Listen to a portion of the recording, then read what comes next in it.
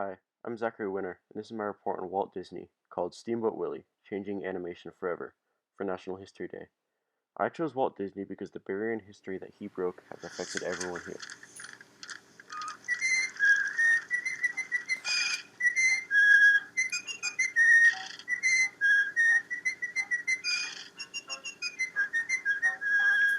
In the 1920s and before, the main problem with animation was that there was no sound or music in cartoons. They were all completely silent.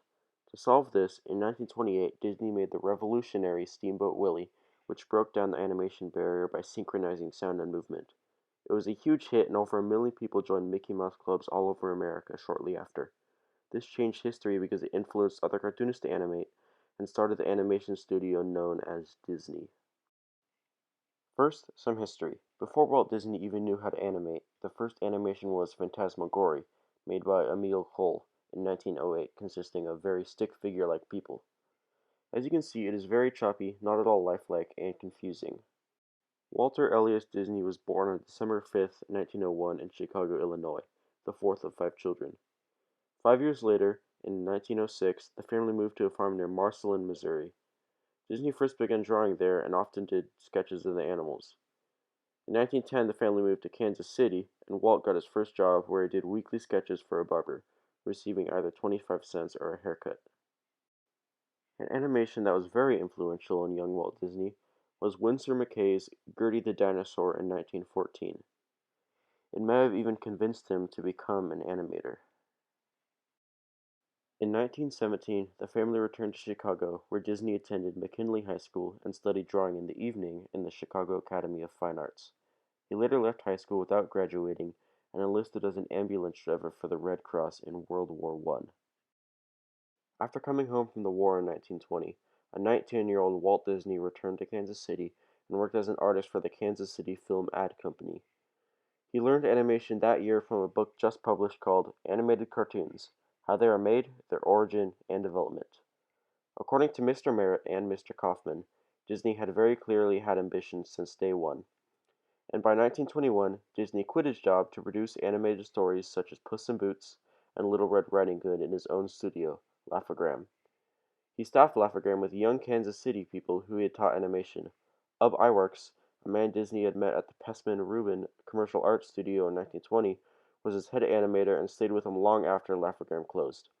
One of his best successes in Laugh-O-Gram was the Alice Comedy series, which featured a live-action girl in an animated world. However, in 1921 to 24, Disney became more of a director and a storyteller than an animator, and his inexperience led to bankruptcy in this Kansas City studio.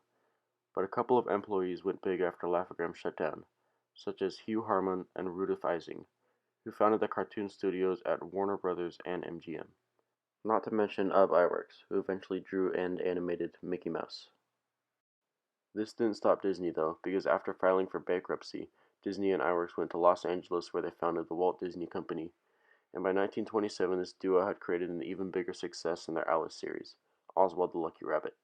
However, in a mixed blessing, Disney and his wife Lillian traveled to New York to ask Charles Mintz, who was Walt's distributor and financial backer, for more money to improve the Oswald series.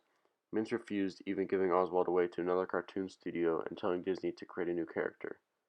On the train ride back, Disney started experimenting with sketches of a cartoon mouse he was going to name Mortimer.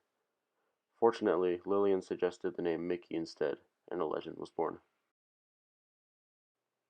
Mickey looked a lot like Oswald, except with shorter, round ears. Mickey starred in a couple of cartoons, but his third one was really special. It was called Steamboat Willie, and it aired in the Conway Theater in May of 1928. But that wasn't what was special about it. Steamboat Willie was the first cartoon ever to synchronize sound and music with animation, and Walt Disney himself voiced Mickey. This scene from Steamboat Willie has even played before most Disney animated movies.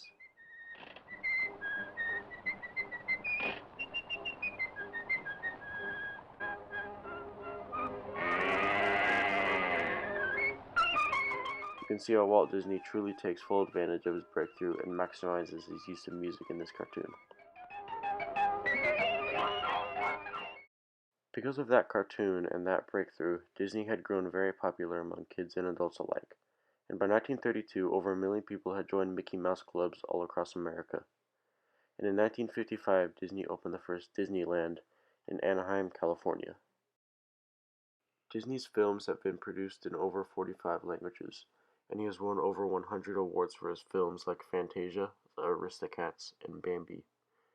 He has won over 29 Academy Awards and was awarded the Presidential Medal of Freedom in 1964.